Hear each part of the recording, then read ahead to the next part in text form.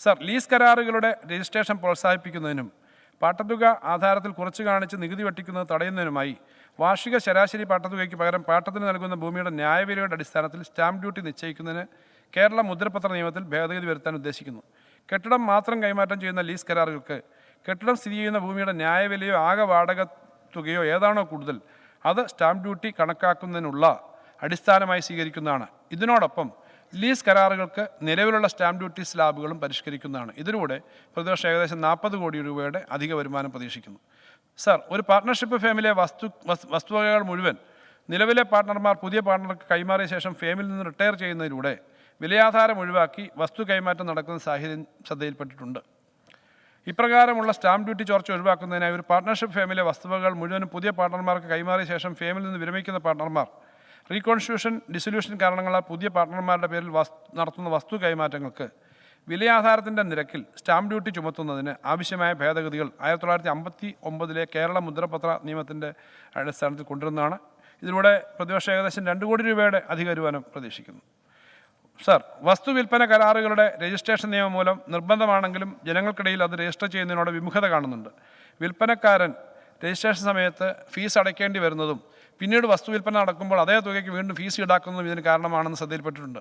വസ്തു വിൽപ്പന കരാറുകളുടെ രജിസ്ട്രേഷൻ പ്രോത്സാഹിപ്പിക്കുന്നതിനായി വിൽപ്പന കരാർ രജിസ്റ്റർ ചെയ്ത് 6 മാസത്തിനുള്ളിൽ അതേ കക്ഷികൾ തമ്മിൽ വിലയാധാരം രജിസ്റ്റർ ചെയ്യുകയാണെങ്കിൽ വിൽപ്പന കരാറിന് നൽകിയ രജിസ്ട്രേഷൻ ഫീസ് വിലയാധാരത്തിൻ്റെ രജിസ്ട്രേഷൻ ഫീസിൽ നിന്നും കുറച്ചു കാണിക്കുന്നതിന് രജിസ്ട്രേഷൻ ഫീസ് പട്ടിക ഭേദഗതി ചെയ്യുന്നതാണ്. ഇത് ഒരു ടെക്നിക്കൽ കാര്യമേ ഉള്ളൂ, സാമ്പത്തിക വരുമാനം ഒന്നുള്ളതല്ല. വാങ്ങുന്നവർക്കൊരു സഹായമുള്ള ഒരു പദ്ധതിയാണ്, സിസ്റ്റമാറ്റിക് ആകുന്നു. അടുത്തത്, സർ, വാണിജ്യ ബാങ്കുകളിൽ നിന്നും കാർഷിക വിദ്യാഭ്യാസ ആവശ്യങ്ങൾക്കുള്ള വായ്പകളും മറ്റാവശ്യങ്ങൾക്കും വായ്പകൾ എടുക്കുന്നതിന് പണയാധാരങ്ങളും അവയുടെ റീകൺവെയൻസ് ആധാരങ്ങൾ രജിസ്റ്റർ ചെയ്യുന്നതിന് നിലവിൽ 1% നിരക്കിൽ പരമാവധി 525 രൂപയാണ് രജിസ്ട്രേഷൻ ഫീസ് ഈടാക്കി വരുന്നത്. ഈ ഇളവ് വാണിജ്യ ബാങ്കുകൾ നൽകുന്ന റിലീസ് ആധാരങ്ങൾക്കും അനുവദിക്കുന്നതാണ്. സർ, കേരള മുദ്രപത്ര ആക്ടിലെ പട്ടികയിൽ ക്രമ നമ്പർ 16 പ്രകാരം സിവിൽ, റവന്യൂ കോടതി, ഗവൺമെൻറ് കളക്ടർ, മറ്റ് റവന്യൂ ഉദ്യോഗസ്ഥർ എന്നിവർ പുറപ്പെടുവിക്കുന്ന വിൽപ്പന സർട്ടിഫിക്കറ്റുകൾക്ക് സ്റ്റാമ്പ് ഡ്യൂട്ടി ഈടാക്കി വരുന്നുണ്ട്. ഇത് മറ്റ് സിവിൽ ഉദ്യോഗസ്ഥർ പുറപ്പെടുവിക്കുന്ന വിൽപ്പന സർട്ടിഫിക്കറ്റുകൾക്കും ബാധകമാക്കുന്നതിനായി കേരള മുദ്രപത്ര ആക്ടിലെ പട്ടികയിൽ ക്രമ നമ്പർ 16 സിവിൽ ഓഫീസർ എന്ന വാക്കുകൂടി ഉൾപ്പെടുത്തി ഭേദഗതി കൊണ്ടുവരുന്നതാണ്. സർ, കെട്ടിടങ്ങളുടെ കൈമാറ്റവുമായി ബന്ധപ്പെട്ട ആധാരങ്ങളിൽ കേന്ദ്ര പൊതുമരാമത്ത് വകുപ്പിൻ്റെ മാനദണ്ഡങ്ങൾക്കനുസൃതമായി കെട്ടിടത്തിൻ്റെ മൂല്യം നിർണ്ണയിക്കുന്നതിനുള്ള സംവിധാനം നിലവിലുണ്ട്. കെട്ടിടത്തിൻ്റെ യഥാർത്ഥ വില കൃത്യമായി ആധാരത്തിൽ കാണിക്കുന്നതിലൂടെ സ്റ്റാമ്പ് ഡ്യൂട്ടി വെട്ടിപ്പ് തടയുകയാണ് ഈ സംവിധാനത്തിൻ്റെ ലക്ഷ്യം.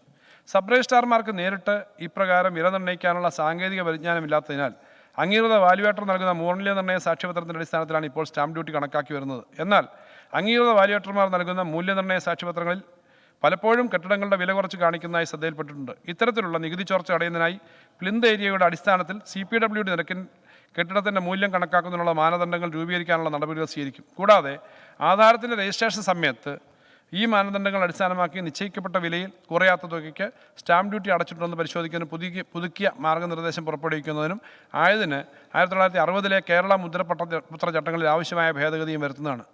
കൂടാതെ 500 ചതുരശ്ര അടിയിൽ കുറവ് വിസ്തീർണമുള്ള പാർപ്പിട ഉദ്ദേശത്തിനുള്ള കെട്ടിടങ്ങൾ, ഓല ഓർഡർ, റൂഫിംഗ് ഷീറ്റ് എന്നിവ കൊണ്ട് മേൽക്കൂര നിർമ്മിച്ച ഒറ്റനില കെട്ടിടങ്ങൾ എന്നിവയെ ഈ മൂല്യനിർണ്ണയ സാക്ഷ്യപത്രത്തിൻ്റെ പരിധിയിൽ നിന്ന് ഒഴിവാക്കുന്നതാണ്.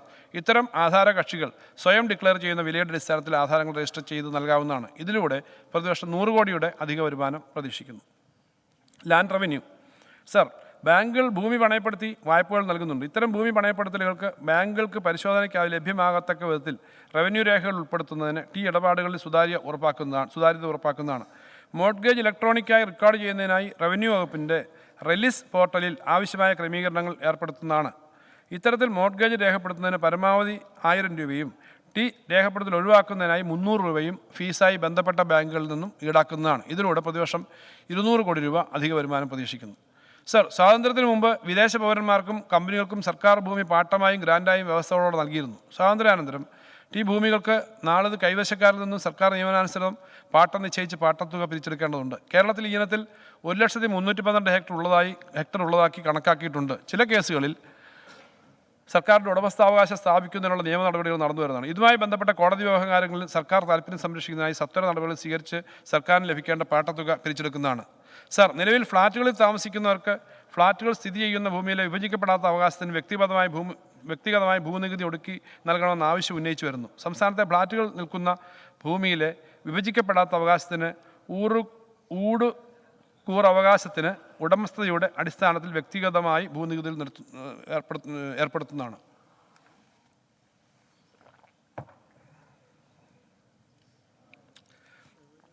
സർ, സംസ്ഥാനത്തെ ഫെയർ വാല്യൂ തുക അവസാനമായി നിശ്ചയിച്ചത് 2010-ലാണ്.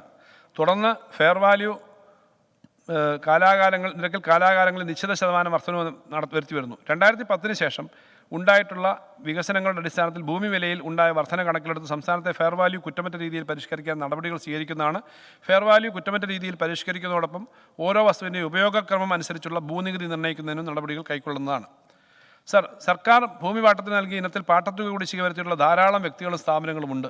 ഈ തുക പിരിഞ്ഞു കിട്ടുന്നതിനായി ആംനസ്റ്റി സ്കീം കൊണ്ടുവരുന്നതാണ്.